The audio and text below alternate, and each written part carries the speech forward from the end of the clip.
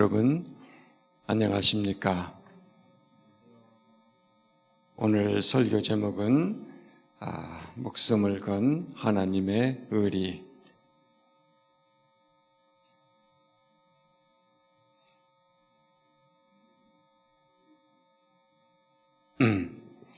자,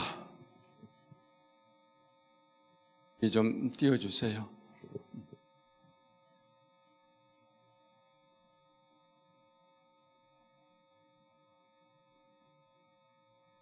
그 다음 성경.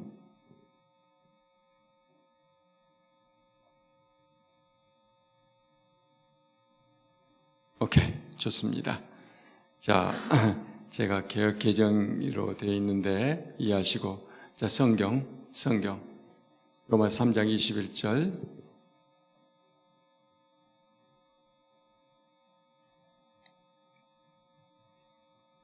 오케이, 그렇죠.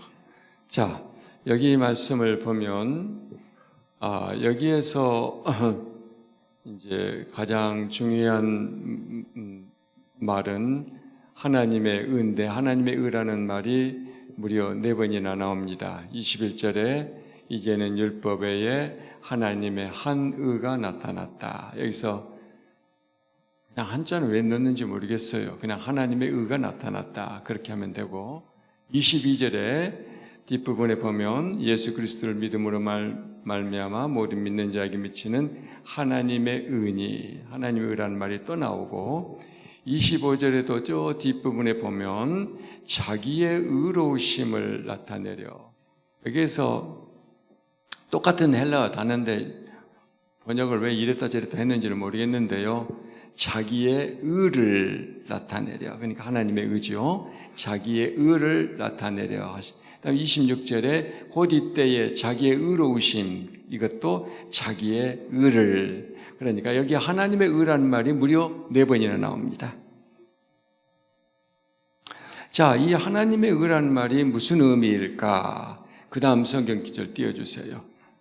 자, 하나님의 의라는 말은 이제 참 해석이 좀 다양한데, 자, 우리가 성경을 가지고 풀어볼 때 3장 3절을 보면 어떤 자들이 믿지 아니하였으면 어찌하리요? 그 믿지 아니함이 하나님의 미쁘심을 피하겠느냐?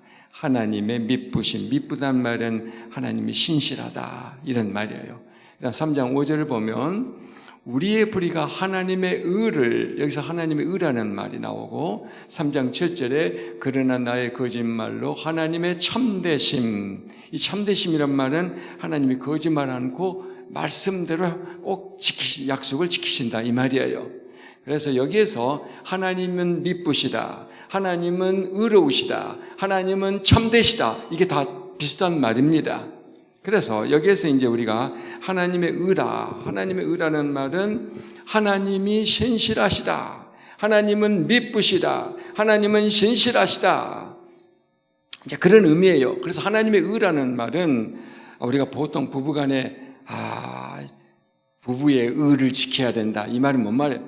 끝까지 남편은 남편으로서 아내에게 신실해야 되고, 아내는 남편에게 끝까지 신실해야 된다, 그런 의미죠. 부부의 의를 지켜라. 또 우리 친구 사이에도 그런 이야기, 의리가 있어야 된다. 사람은 의리의 반대는 배신이죠.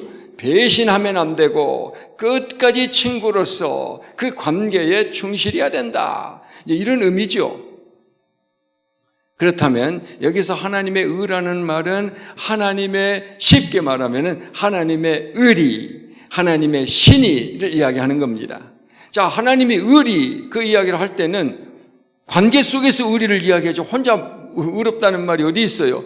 관계 속에서 의리. 근데 무슨 관계냐면 하나님과 그의 백성과의 관계 속에서 하나님이 의리가 있다, 이 말이에요.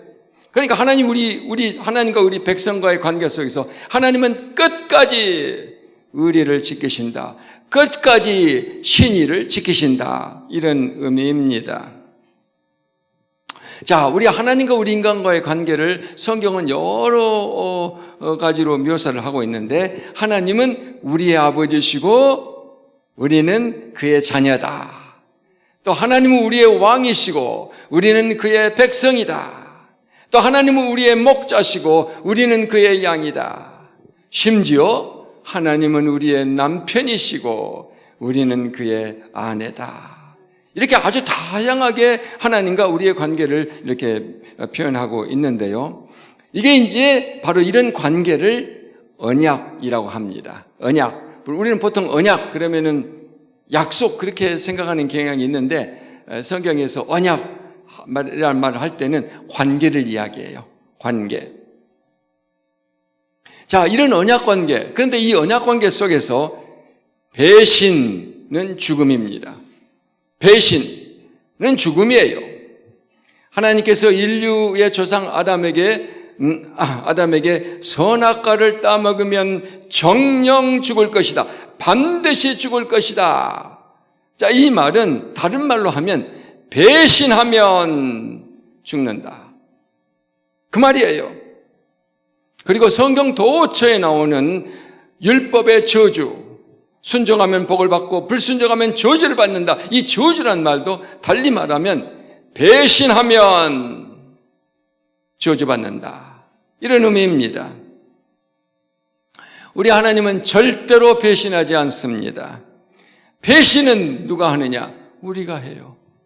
우리 인간이 해요. 우리가 하나님께 배신을 아주 밥 먹듯이 합니다. 이 배신이라는 건 하나님과 우리의 관계 속에서 우리가 친구 관계도 마찬가지예요. 그런 관계를 따지면 이 깡패들의 이 의리가 아주 끝내주는 것 같아요. 이거 배신하면 죽여버리더라고, 그 사람들은. 손목을 잘라버리든지.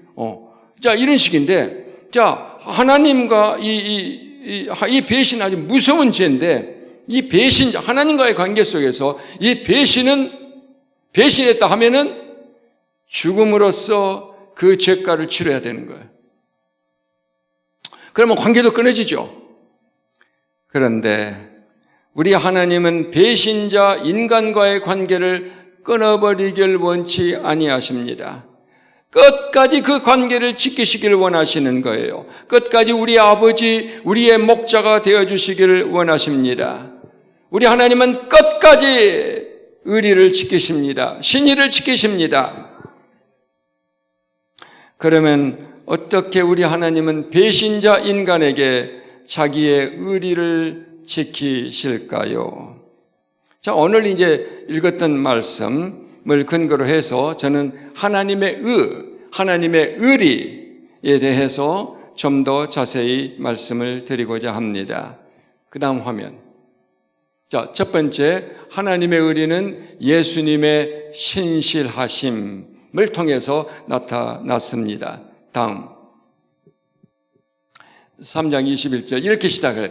이제는 하나님의 의가 나타나. 이제는 자 이렇게 시작을 하는데, 근데 이 헬라어 원문을 보면 아마 우리 개정 여러분 표준세번역도 그렇게 됐을 거예요. 그러나 이제는, 그러나가 있어요. 근데 우리 개정은 이거 빼먹었는데요. 그러나 이제는, 자, 이 그러나 이 말은 대반전이죠. 대반전이 일어났다. 대역전이 일어났다. 이 말입니다. 자, 바로 앞에서 이제 사도 바울은 로마서 1장 18절부터 3장 20절에서 인간의 배신, 인간의 그 반역을 아주 날카롭게 지적하고 고발합니다.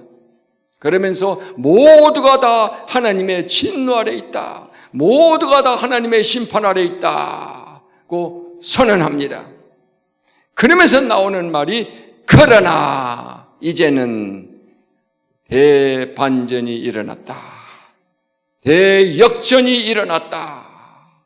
이제 하나님의 진노와 심판 아래 있는 인간에게 하나님의 위대한 구원 사건이 발생했다. 그런 의미입니다. 이 위대한 구원 사건은 갑자기 나타난 게 아니에요. 구약 선지자들이, 구약 예언자들이 학수고대했던 사건이었습니다. 이 예언자들은 이스라엘 백성에게 하나님의 말씀을 선포했어요. 우상을 숭배하고 불의를 하고 불법을 행하면 그런 죄들을 중단하고 하나님께 돌아오라. 배신을 계속하면 하나님의 무서운 심판이 있을 것이다 라고 수없이 경고를 했습니다. 그런데 이스라엘은 애언자들의 하나님의 종들의 말을 듣지 않고 계속해서 배신을 밥 먹듯이 했습니다. 그런 모습을 보고, 그런 인간의 모습을 보고 하나님의 종들, 하나님의 애언자들은 깊이 절망을 했어요. 너무나 큰 절망을 했어요. 이 배신자 인간들에게는 더 이상 희망이 없구나. 그렇다면 이제 유일하게 남은 소망은 무엇일까요? 하나님의 의리에 기대를 거는 거예요. 인간은 배신을 밥 먹듯이 하지만 우리 하나님만은 의리를 지켜주시기를, 아내가 간음을 밥 먹듯이 하지만 하나님만은 끝까지 신실한 남편으로 남아주시길, 그걸 기대하는 거예요. 염치 없죠? 내가 바람 피우면서 남편에게 당신은 나에게 신실해 주세요, 그렇게 말하는 건 염치 없는 일이에요. 그럼에도 불구하고 하나님의 신실하심, 하나님의 의리, 하나님의 신실함, 신이 구약 예언자들은 희망을 걸었습니다. 하나님, 당신의 백성은 믿을 수가 없습니다. 그러나 버리지 말아 주십시오. 당신만은 끝까지 신의를 지켜주십시오. 신실한 우리 아버지, 신실한 우리의 남편, 신실한 우리의 목자, 신실한 우리의 왕이 되어 주십시오. 바로 그래서 3장 21절에 그러나 이제는 하나님의 의가 나타났다, 하나님의 의리가 나타났다, 율법과 선지자들에게 증언을 받은 것이라. 그 다음 3장 22절. 자, 3장 22절은 그 하나님의 의리가 어떻게 나타났는가를 지금 좀 더 자세히 이야기를 하는데요. 같이 한번 읽어볼까요? 3장 22절. 곧 예수, 시작. 곧 예수 그리스도를 믿음으로 말미암아 모든 믿는 자에게 미치는 하나님의 의니 차별이 없느니라. 자, 이게 참, 이게 번역이 조금 마음에 안 들어요. 여러분, 제가 번역이 마음에 안 든다고 하니까 시험 받지 마세요. 성경 번역 너무너무 어려워요. 성경 번역 요즘 영어로 책 번역하는 그거하고는 비교가 안 돼요. 어려운. 그리고 100% 완전한 번역은 불가능합니다. 그 이야기를, 그 말을 제가 다 설명할 수는 없어요. 그런데 아무튼 100% 완전한 성경 번역은 불가능하고요. 우리 번역 굉장히 좋아요. 99.9% 좋습니다. 그러나 어떤 부분에서 조금씩 이렇게 좀 더 좋은 번역이 있을 수 있는데, 제가 그래서 번역을 조금 달리 해봐서 사역은 제가 한 거예요. 자, 곧 하나님의 의는 예수 그리스도의 신실함으로 말미암아, 예수 그리스도를 믿음으로가 아니고 신실함으로 말미암아 모든 믿는 자들에게 나타났다. 신실함으로 말미암아. 자, 원래 그 헬라어 피스티스가 믿음으로 번역될 수도 있고 또 신실함으로 번역될 수도 있어요. 자, 그런데 여기에서는 신실함으로 번역된 게 더 좋겠다라고 생각을 합니다. 자, 아무튼 자, 이제 이것을 조금 더 자세히 살펴봅시다. 그 다음. 자, 두 번째. 우리 같이 한번 읽어봐요. 하나님의 의리. 시작. 하나님의 의리는 예수님이 죽기까지의 신실하심을 통하여 나타났다. 예수님이 얼마나 신실한지 죽기까지 신실한 거예요. 그 죽음을 받아들이기까지, 내 죽음을 받아들이기까지 예수님은 신실한 거예요. 그 예수님이 신실함을 지키기 위해서 나중에 그 죽음을 수용합니다. 3장 25절 성경 보여주세요. 25절. 이 예수를 같이 읽어보겠습니다. 이 예수를 시작. 이 예수를 하나님이 그의 피로써 믿음으로 말미암는 화목제물로 사유셨으니. 이것도 조금 번역이 그런데요. 자, 제가 이렇게 번역을 해서 이 예수를 하나님이 그의 피로써, 그 피는 뭘 이야기해요? 그의 죽음. 그 죽음으로써. 자, 하나님의 의가 나타나는데 하나님이 화목제물로 세우는데 그의 죽음으로써, 피를 흘림으로써, 구약에서 피를 흘리잖아요. 피제사. 피를 흘리고, 근데 그 피로써 그 신실함으로 말미암아. 이것은 합치면은 죽기까지 신실함으로, 죽기까지 순종함으로 말미암아 화목제물로 세우셨습니다. 자, 하나님은 우리의 죄를 용서하기 위해서 예수님을 화목제물로 세우셨는데, 그런데 여러분, 하나님의 이런 놀라운 구원 행위는 예수님의 죽기까지의 순종 없이는 불가능한 거예요. 예수님이 순종을 했어요. 그렇기 때문에 구원이 가능한 거예요. 만약 예수님이 나 순종 못하겠습니다. 내가 무슨 죄를 지었습니까? 나 그 죽음을 수용할 수 없습니다. 만약 이랬다면은 하나님의 의는 물거품이 되었겠죠. 여러분, 겟세마네 동산의 기도를 기억하시나요? 십자가를 지시기 전날 밤 예수님은 겟세마네 동산에서 아주 결사적으로 기도합니다. 예수님은 살아오시면서 단 한 번도 하나님께 불순종한 적이 없어요. 하나님의 말씀에 100% 순종했습니다. 그런데 십자가를 바로 앞에 두고 예수님이 심히 흔들려요. 전혀 예수님답지 않아요. 심히 흔들려요.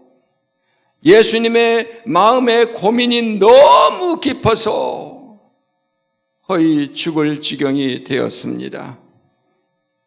십자가를 지라는 아버지의 뜻에 순종하기가 너무나 힘들었습니다.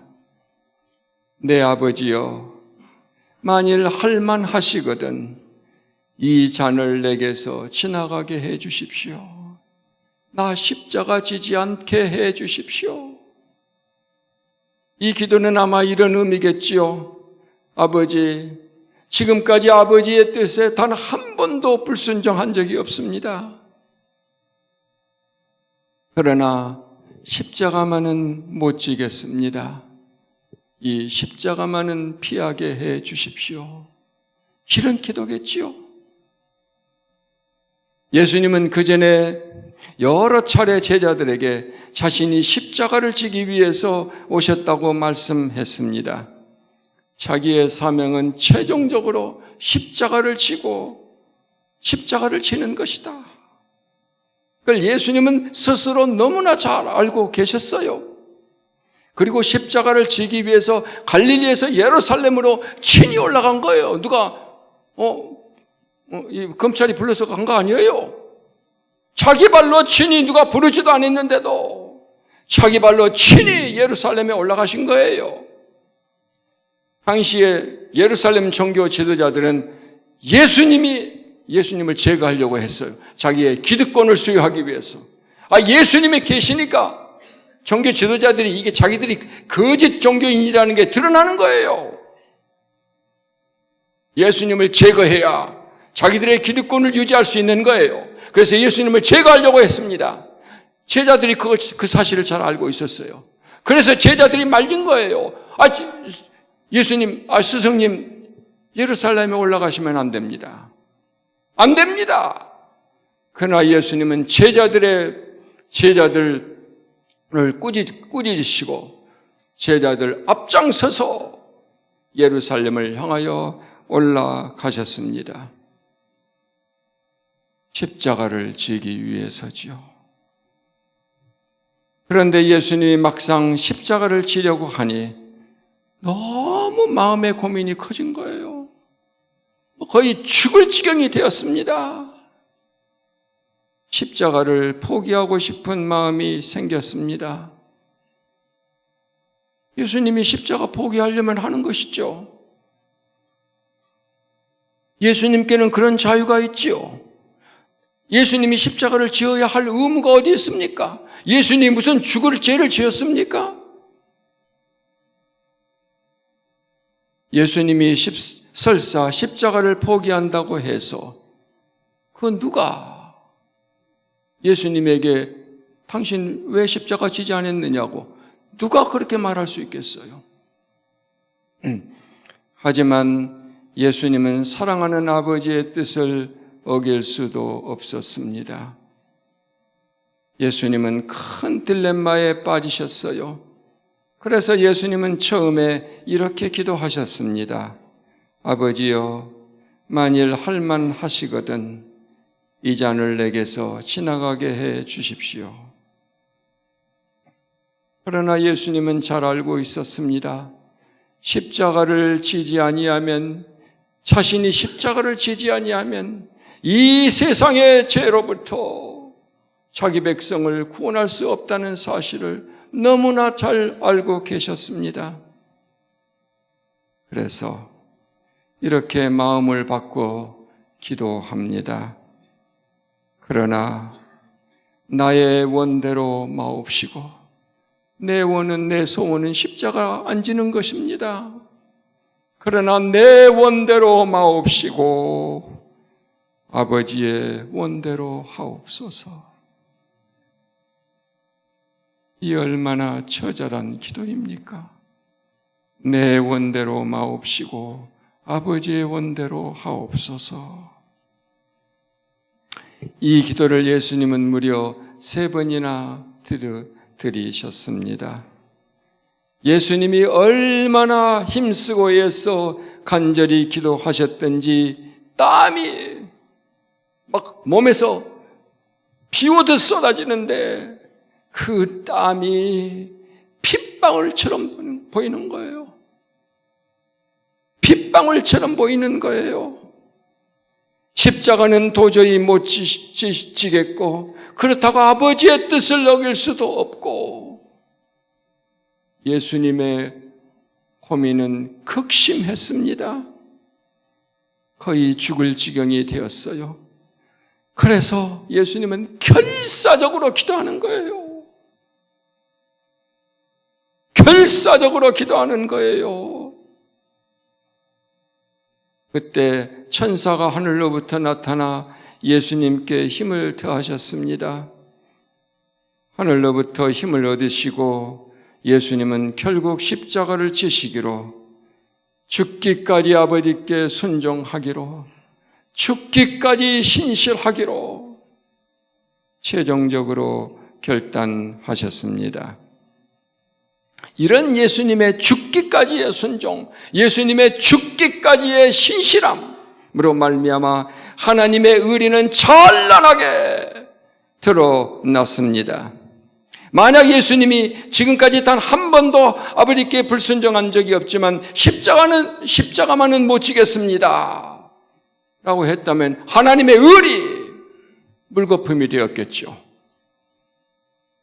그러나 예수님의 죽기까지의 순종으로 말미암아 하나님의 의리는 찬란한 빛으로 온 땅에 드러나게 되었습니다.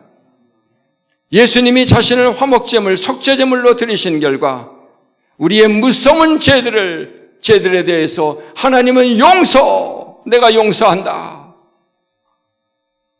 너희들의 죄값을 내 아들이 치렀으니 나는 너희들의 죄를 용서한다 고 선언하셨습니다. 하지만 죄 용서, 하나님 편에서 결코 쉬운 일이 아니었어요. 자, 그러므로 이제 마지막으로 살펴볼 것은 셋째로, 자, 같이 읽어볼게요. 시작. 하나님의 의리는 길이 참으심을 통해 나타났다. 길이 참으심. 자, 우리는 보통 이렇게 생각할 수 있을 거예요. 하나님은 너무 크시니까 우주의 먼지보다 못한 우리 인간의 죄에 대해 뭘 그리 신경 쓰시겠는가? 하나님은 햇볕과 빛을 선을 행하는 자든지 악을 행하는 자든지 모두에게 햇빛을 비춰주시고 비를 내려주시는 우리 하나님. 하나님이 우리 인간의 그 먼지보다 못한, 티끌보다 못한 우리 인간의 악행에 대해 무슨 그리 관심이 많겠는가? 하나님이 인간의 도덕과 윤리에 대해서 뭘 그리 신경 쓰시겠는가?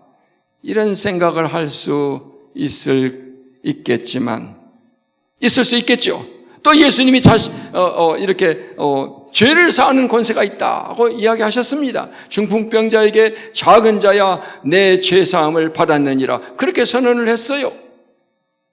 우리 하나님에게는 절대 권한이 있습니다. 누구 눈치 볼 필요도 없어요. 누구에게 책임질 필요도 없어요. 하나님은 뭐든지 자기 원하시는 대로 다 하실 수 있습니다. 그러므로 죄 용서 좀 그냥 쉽게 하실 수 있는 것 아닌가. 그러나 그런 생각은 하나님이 누구신지 잘 모르는 거예요. 죄 용서, 우리 하나님에게는 너무너무 힘든 일이었습니다. 3장 25절.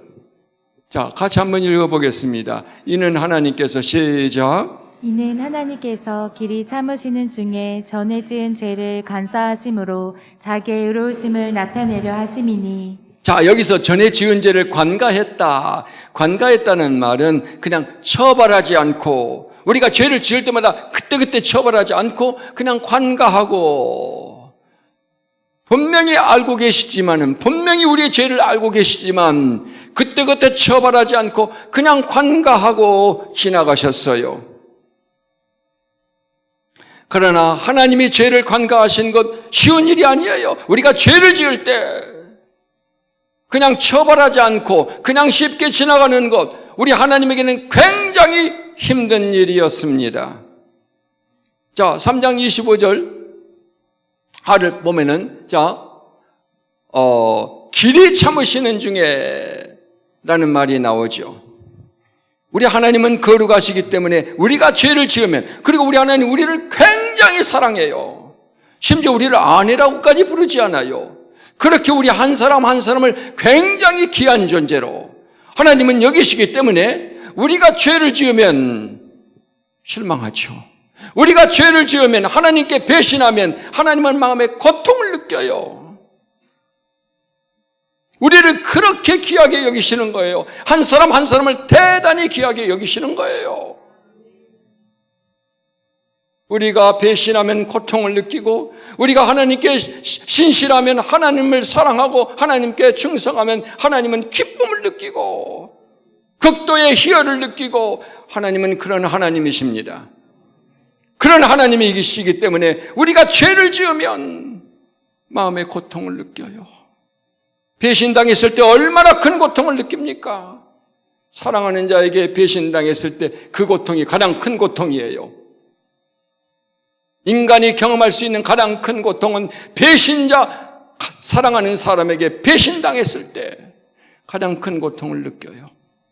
하나님이 그렇게 큰 고통을 느껴요. 가슴에 분노가 치밀어 오르는 거예요. 당장 진노를 쏟아붓고 싶죠. 그러나 하나님은 참으신 거예요. 참아요. 대표적인 예가 출애굽기 32장에 나타납니다. 출애굽기 32장을 보면은 금송아지 우상 숭배 사건이 나와요. 출애굽기 19장 앞에 보면 이제 하나님하고 하나님하고 그 이스라엘 백성 가운데, 자기 백성 가운데 이 언약을 맺는 것이 나타납니다. 자, 이스라엘 백성을 애굽에서 이제 해방시키죠. 그리고 그들이 시내산에 도착합니다. 거기서 하나님과 이스라엘 백성 사이에 언약을 맺어요. 자, 이제 하나님은 이스라엘의 하나님이 되고 이스라엘 백성은 하나님의 선택받은 특별한 백성이 됩니다. 자, 이와 같이 이제 언약을 맺는 것은 어떤 의미에서 하나님하고 이스라엘 백성 사이 결혼하는 거예요, 결혼. 그렇게 아주 특별한 관계를 맺는 거예요. 자, 그래서 이 출애굽기 24장을 보면 그 이제 언약을 맺는 아주 장면이 나와요. 출애굽기 24장 나중에 한번 읽어보세요. 자, 우리가 결혼을 하면 우리가 어떻게 해야 되죠? 자, 결혼을 해요. 결혼하면 어떻게? 같이 살아야죠. 이제 한 집에 같이 살아야 돼. 그래서 하나님께서 이스라엘 백성과 같이 살기 위해서 뭘 만들라고 하시죠? 성막을 만들려고 합니다. 하나님의 집, 성막, 이제 이동을 해야 되니까 텐트를 진, 텐트, 성막을 만들려고 하십니다. 그리고 나서 성막 안에 어떤 가구들을 어떻게 만들어라, 또 그 제사장의 역할은 뭐라, 뭐 이런 것을 이제 하나님께서 시내산 위에서 모세에게 자세히 지시를 하는데 무려 40일을 밤낮으로 지시를 해요. 그런데 그 사이에 이스라엘 백성이 금송아지를 만들어서 우상숭배를 해요. 아니, 결혼을 얼마 전에 결혼했는데 바람 피운 거예요, 신부가. 신랑이 이제 같이 살 집을 마련하기 위해서 집에 밖에 가서 집을 보고 가구를 이렇게 가구 보고 이러고 다니고 있는데 아내가 그 사이에 다른 사내하고 잠을 자버린 거예요. 그것과 똑같은 거예요. 여러분, 그럼 어떻게 되겠어요? 여러분은 만약에 그런 일을 여러분이 당하면 어떻게 하겠어요? 그 배신감, 견딜 수 없는 배신감, 견딜 수 없는 고통, 견딜 수 없는 분노. 하나님이 그걸 느끼신 거예요. 그래서 하나님의 반응이 어때요? 당장 이스라엘을 찢어 죽이고 싶은 거야. 당장 이들을 다 쓸어버리고 내가 새롭게 백성을 만들겠다. 하나님이 그러셨습니다. 모세가 결사적으로 기도해요. 이스라엘을 용서하십시오. 이들을 용서해 주십시오. 하나님이 그 기도를 듣고 분을 삼기며 돌이키십니다. 자, 천불이 나지만 참고 또 참아요. 옛날에 우리 어르신들이 가슴이 시커멓게 될 때까지 참았다고 우리 어머님 시대에 그랬습니다. 우리 하나님의 가슴이 시커먼 숫덩이가 될 때까지 우리 하나님은 참으셨습니다. 왜 하나님은 그렇게 참으실까요? 왜? 그 이유가 저게 나와요. 그다음에 자기의 무엇을 드러내려고요? 자기의 의로우심, 자기의 의리, 자기의 신이 끝까지 의리를 지키려고, 끝까지 우리의 남편이 되어주시려고, 끝까지 우리의 하나님이 되어주시려고 참으신 거예요. 이스라엘 역사를 보면 하나님이 가끔 채찍들 때가 있어요.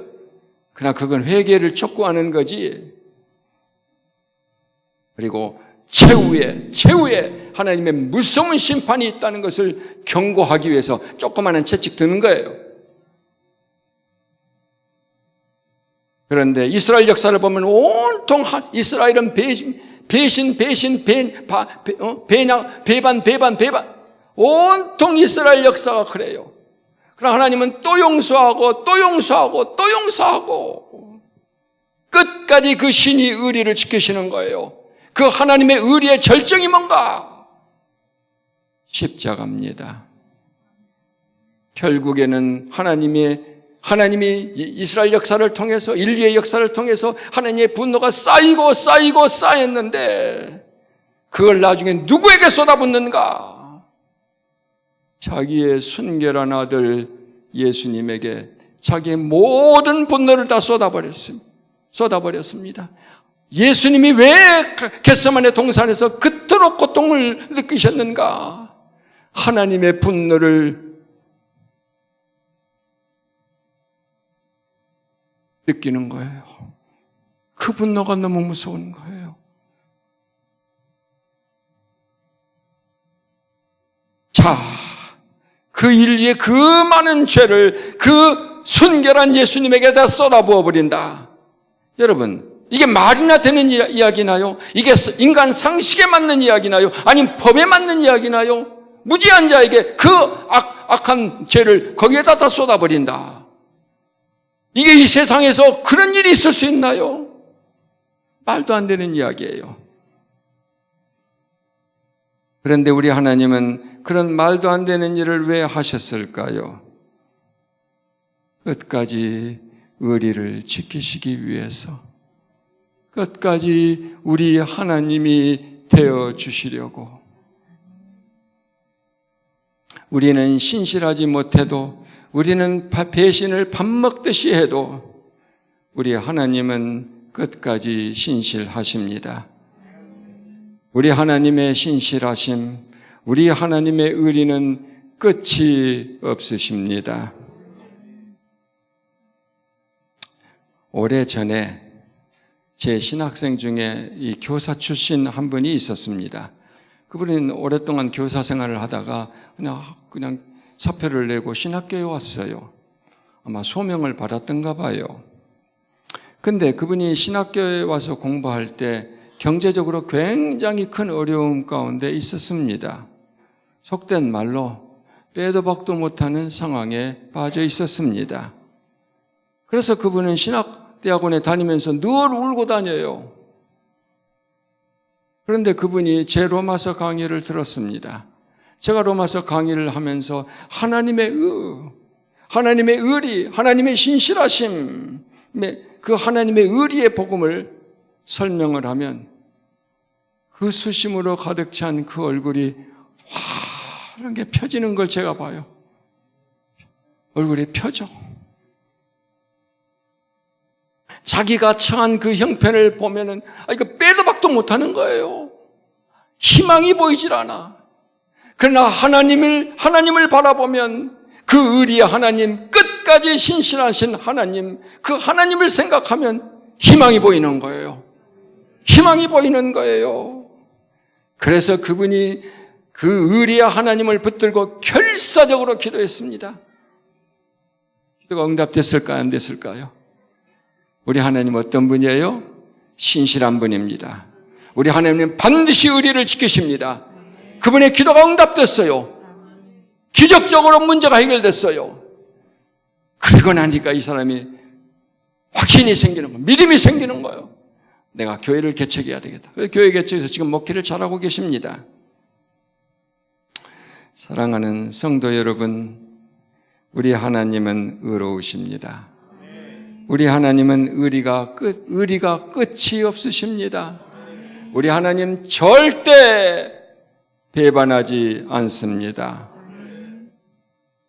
우리 하나님은 너무나 아름다운 분이십니다. 온 우주에 우리 하나님보다 더 아름다운 분은 없습니다. 이런 하나님을 우리 아버지로 모시고 우리가 예배와 경배를 드리는 우리는 얼마나 복을 많이 받았는지 모릅니다. 그러므로 우리 모두 우리 하나님 아버지, 너무나 아름답고 너무나 사랑스러운 우리 하나님 더욱더 사랑합시다. 우리도 우리 하나님께 끝까지 신실합시다. 올해는 특별히 경제가 어렵다고 합니다. 하지만 그 어떤 고난이 몰려와도 염려 마세요. 우리 하나님 신실하십니다. 끝까지 여러분을 책임지십니다. 절대로 배신하는 법 없습니다. 우리 이런 하나님, 이렇게 매력적이고 이렇게 아름답고 이렇게 사랑스러운 우리 하나님, 세상이 안다면 얼마나 좋을까요? 기도합시다. 하나님, 우리 아버지,